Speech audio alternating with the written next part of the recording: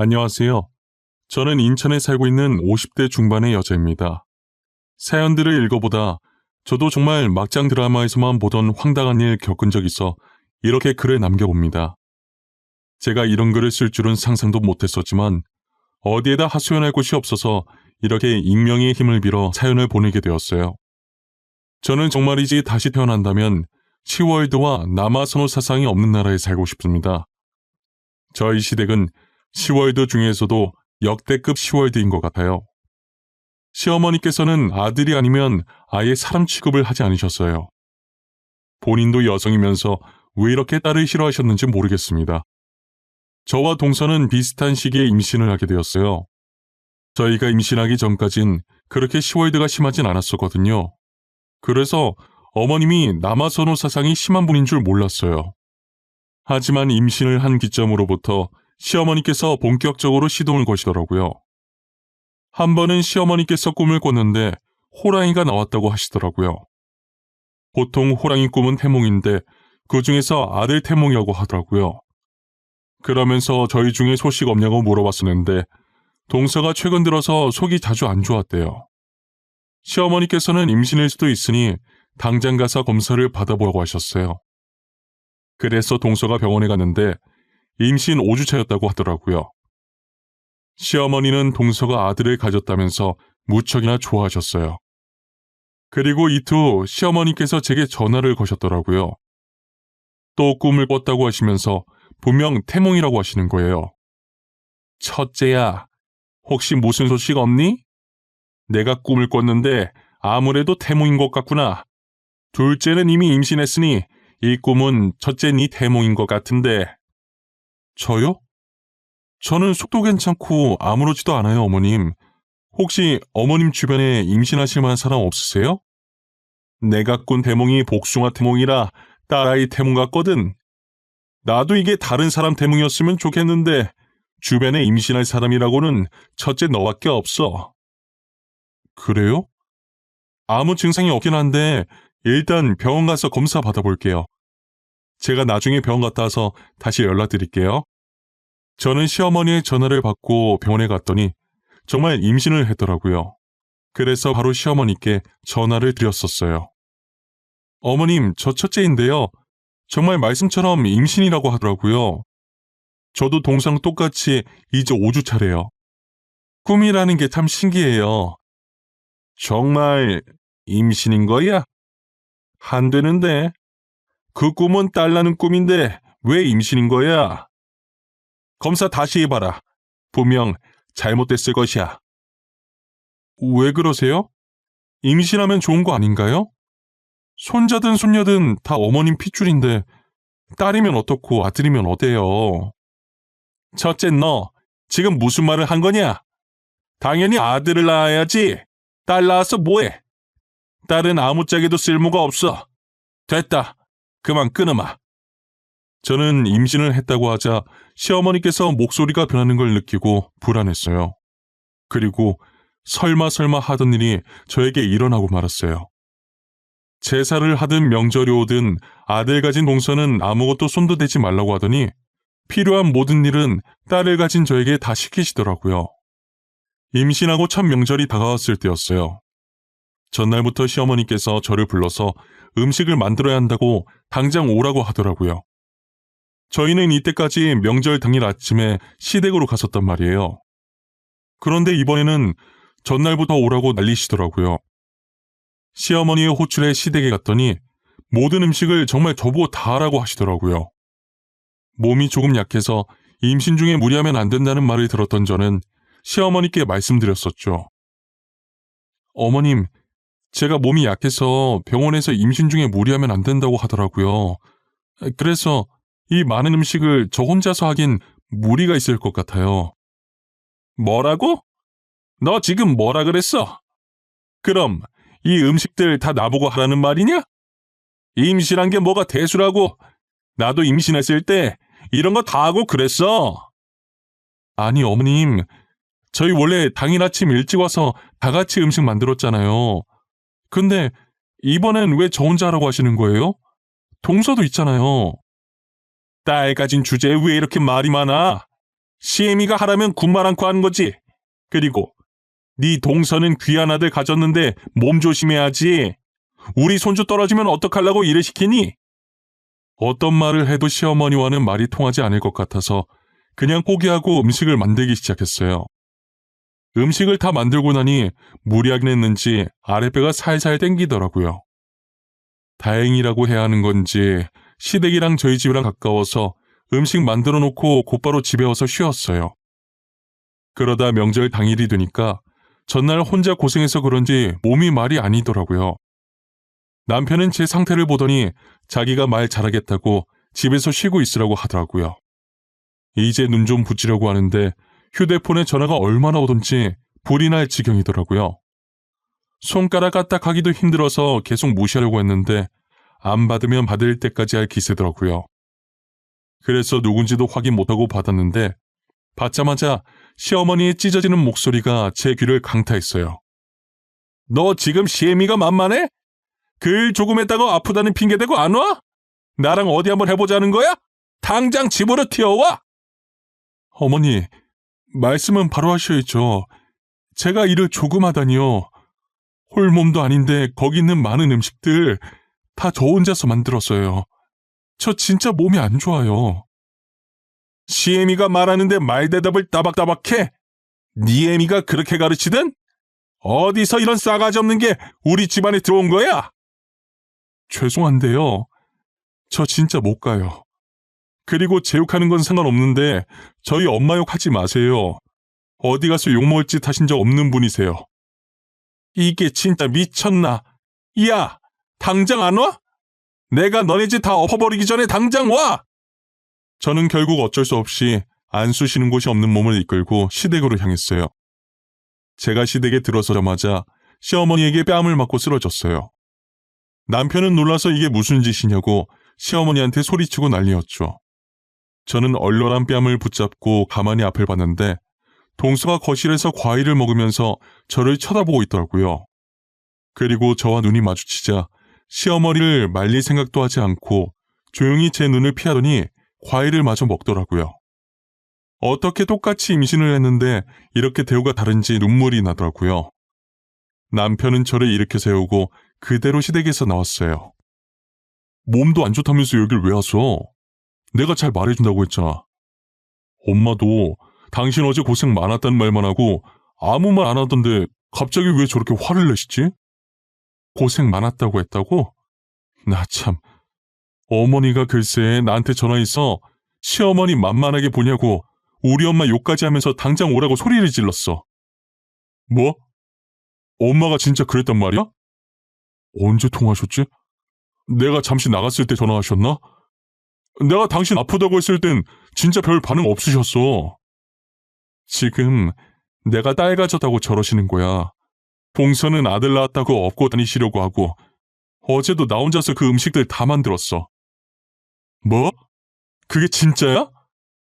홀몸도 아닌 사람한테 엄마 진짜 왜 저래? 요즘 시대에 딸이면 어떻다고 저러냐고. 시어머니께서는 처음에 남편한테 안 그런 척하면서 뒤에서 저를 구박하려고 했었나 봐요. 근데 가족들 다 보는 앞에서 제 뺨을 때린 뒤로는 대놓고 구박하기 시작하더라고요. 명절이 지나고 한 달 뒤 시아버님 제사가 있었어요. 그때도 저만 먼저 불러서 음식을 하라고 시키시더라고요. 저는 이제 무념무상으로 음식을 만들고 있었어요. 한참 제가 음식을 만들고 있을 때 동서가 들어오더라고요. 동서가 문을 열고 들어오자마자 시어머니께서 버선발로 뛰쳐나가서 반기시는 거예요. 걸을 때도 조심조심 걸어야 한다면서 앉을 때도 천천히 앉으라고 유난히시더라고요. 그러더니 저한테 동서 먹을 밥을 차리라는 거예요. 여기서 웃긴 게 뭐냐면 동서는 그런 시어머니의 대우가 나쁘지 않았나 봐요. 전혀 말릴 생각을 안 하고 저만 빤히 쳐다보더라고요. 저는 구박하는 시어머니보다 저러고 있는 동서가 더 미웠어요. 아직 저도 밥을 안 먹어서 배고파 죽겠는데 동서 밥을 차리려고 하니 짜증이 나는 거예요. 그래서 대충 차려줬더니 동서가 다 차린 밥상을 보더니 굳이 시어머니를 불러서 반찬이 이게 다냐고 물어본 게 아니겠어요? 어머니, 설마 반찬이 이게 다는 아니죠? 저희 애가 갈비찜이 너무 먹고 싶은지 아까부터 계속 갈비찜이 생각나요. 어쩌죠? 아이고, 우리 손주가 갈비찜이 먹고 싶대. 그럼 먹어야지. 첫째야, 정육점에 가서 고기 좀 사와. 그걸로 갈비찜 한번 만들어봐라. 어? 내 말 들은 거야? 어머니, 저도 아직 제사 음식 만드느라 밥을 못 먹었는데 동서 밥까지 차리게 하시는 건 너무한 거 아니에요? 먹고 싶으면 직접 해서 먹으라고 하세요. 네 밥은 네가 알아서 먹었어야지. 당장 고기 안 사러 나가? 명절 때처럼 뺨을 맞아야 정신을 차릴래? 저는 할 수 없이 고기를 사들고 와서 동서 먹이 갈비찜을 만들어줬어요. 그리고 나서 저도 밥 먹고 마저 음식을 만들려고 갈비찜을 퍼려고 했거든요. 그런데 시어머니께서 달려와서 딸 가진 게 뭐가 이쁘다고 고기를 먹냐면서 갈비찜을 통째로 동서 앞에 가져다 놓는 게 아니겠어요? 아직도 갈비찜만 보면 그때 생각나서 먹지를 못하고 눈물만 흘려요. 저는 그런 식으로 시집살이를 당했었어요. 동서는 시어머니를 이용해서 자기 손 안 더럽히고 저를 괴롭히고 시어머니께서 저를 괴롭히고 무시할 때마다 방관했고요. 그리고 아이가 태어났는데 저는 제왕절개를 했었고 동서는 자연분반을 했었어요. 시어머니께서 꾸신 꿈대로 저는 딸을 낳고 동서는 아들을 낳았더라고요.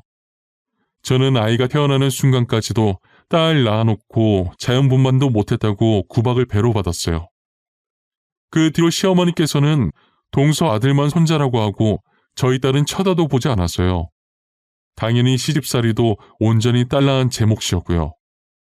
그렇게 저희 애가 10살이 되었을 때쯤이었을까요? 이상하게 제 딸을 보면 계속 동서의 얼굴이 겹쳐 보이기 시작하더라고요. 크면 클수록 정말 동서를 많이 닮아갔어요. 그리고 가족 모임 때마다 동서 아들을 보는데 저희 남편이랑 너무 닮은 거예요. 남편이랑 서방님이 그렇게 닮은 것도 아니었는데 말이에요. 저만 그렇게 느끼는 줄 알았는데 저희 남편도 그렇게 느끼고 있었더라고요. 그래서 저는 몰래 동서가 썼던 빗을 가져와 거기에 있던 머리카락을 가지고 저희 딸과 동서의 친자 확인 유전자 검사를 해봤어요. 결과 나오는 데까지는 이틀 정도 걸린다고 하더라고요. 저는 그 이틀 동안 얼마나 숨막히고 손에 땀이 나던지 시간이 정말 안 갔었어요. 이틀 후 결과를 확인했는데 제 딸과 동서의 유전자가 일치하더라고요. 저는 너무 놀라서 소리도 못 지르고 결과지를 바닥에 떨어뜨리고 남편도 많이 놀랐는지 아무 말도 못하고 움직이지도 못한 채 정말 눈만 꿈뻑거리고 있었어요.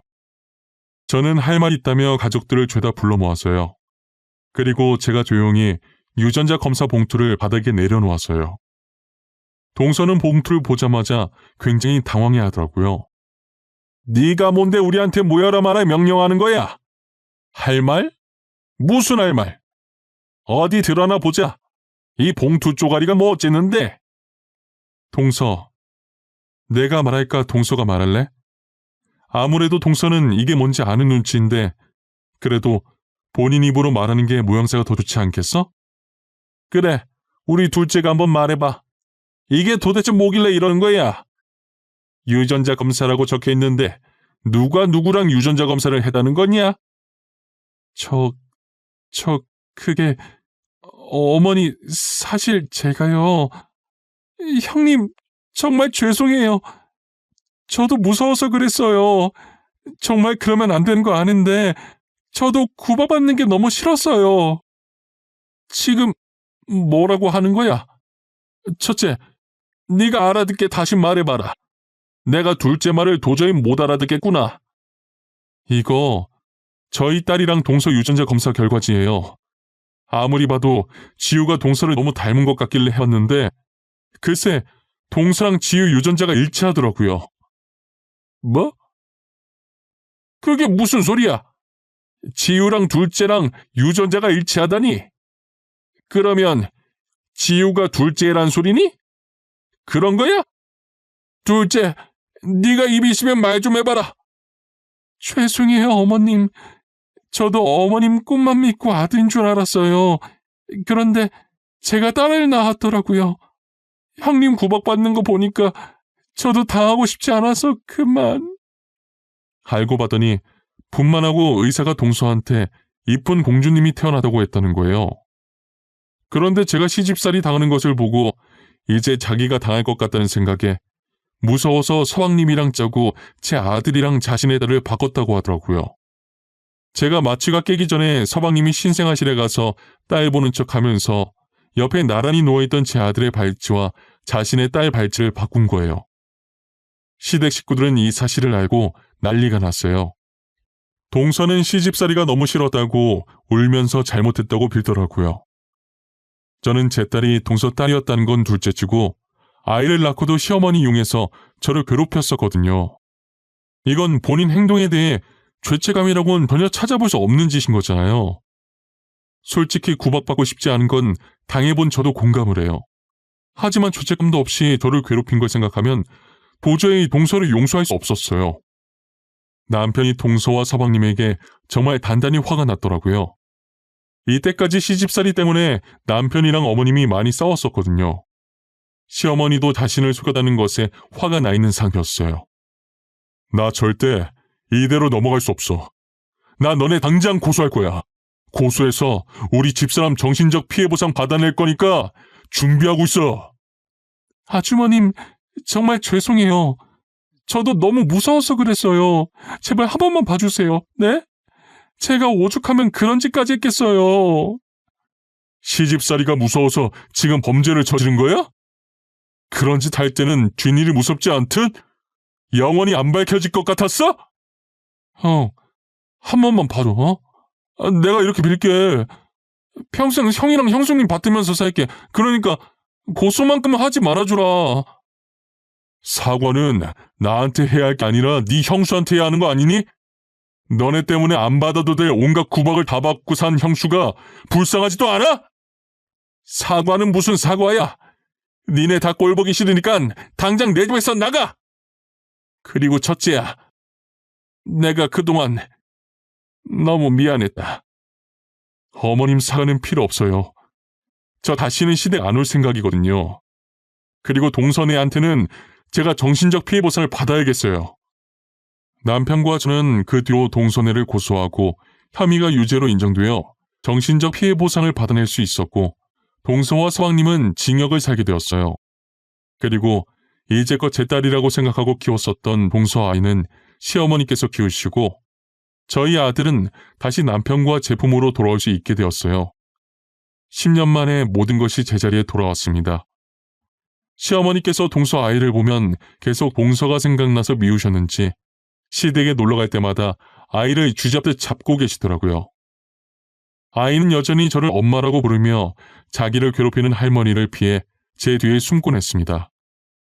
그 모습도 못마땅하게 여기시는 시어머니는 아이를 향해 소리를 고래고래 지르시죠. 시어머니께서 소리 지를 때마다 아이는 제 바짓가랑이를 잡고 말 잘 들을 테니 제발 자기도 데리고 가고 울면서 애원을 합니다.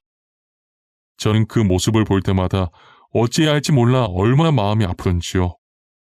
남편과 많이 고민한 끝에 동선애가 나올 때까지만 제가 그 아이를 키우기로 했습니다. 이대로 뒀다간 정말 아이만 힘들어질 것 같았거든요. 솔직히 저 어린아이가 뭘 알겠어요. 아이 입장에선 한순간에 부모가 바뀌어버린 것인데 엄연히 따지고 들면 아이도 피해자잖아요.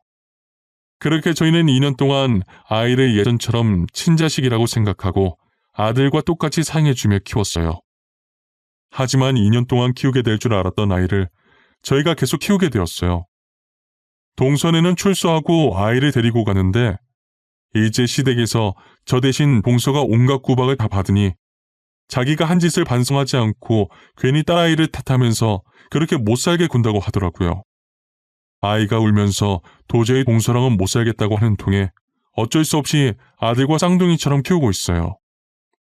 다행히 아들이 딸아이를 많이 챙겨주었고 학교를 다닐 때도 떨어지지 않고 꼭 붙어 다녔죠. 동서는 시어머니의 구박을 피하기 위해 기필코 아들을 낳겠다고 다시 아이를 가졌는데 또 여자아이였더라고요. 구박은 배로 늘어났고 결국에 나중에 힘들어지는 건 동서의 딸이었어요.